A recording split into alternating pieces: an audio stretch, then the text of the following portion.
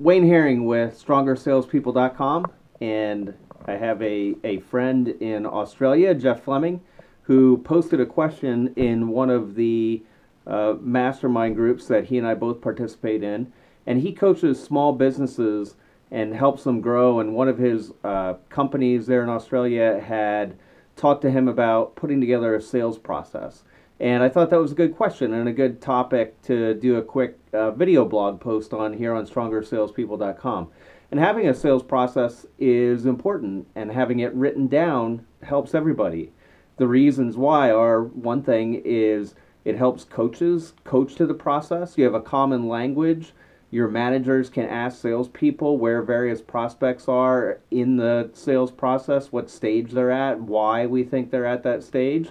The other thing a sales process allows us to do is communicate to new people that have come on board with you quickly what it looks like to take a client through the journey from first contact to closed. And sales process is important for all types of businesses. It's certainly important for a company that's doing complex sales and going for a big final sale where you have to hit certain milestones and hit certain stages and cross certain thresholds and communicate with the right people. But it's also important for a company that's maybe in more of a commoditized type of a market, like building material sales to contractors. And in that world, the sales process is important because it'll allow you to take a prospect through the stages from trial purchase to growing the share of wallet to the point where they're nearly exclusive with you. And so if you're going to have a sales process, the first thing that's important is to have a model. And you need to take a look at some successful client transitions that you've done and fit them into the model. And some possible types of models I just sketched out on my whiteboard here. And obviously I'm sitting in my home office, and this is not Hollywood.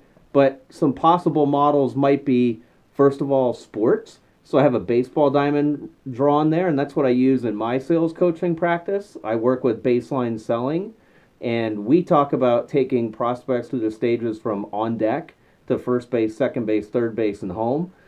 So we use it could be in Australia, I guess it's cricket, right? Or it could be soccer or whatever you're comfortable with.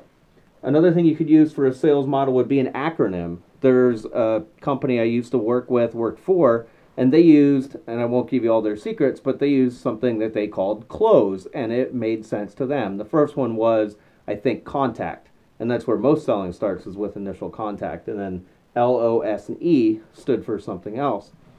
The other possibility is a framework, so perhaps a pyramid where you start at the bottom, stage one, initial contact, suspect, prospect, qualified, closable, something like that. Or you could use an analogy. I'm getting a little bit tilted here. So perhaps you're in the construction business, so you might use a build analogy where you start with excavate and pour a foundation, put a structure in, and then fit and finish at the end. So it really all depends on what's going to resonate with your team, what you're going to be able to remember, what you're going to be able to post on the wall so that you can track prospects that are in your pipeline through the various stages. So the first step is pick a model. If you like this, click the like button, share it if you wish, and I'm also going to include a link for something called a sales process grader that you might wish to try out for you and your company. Thanks. Take care.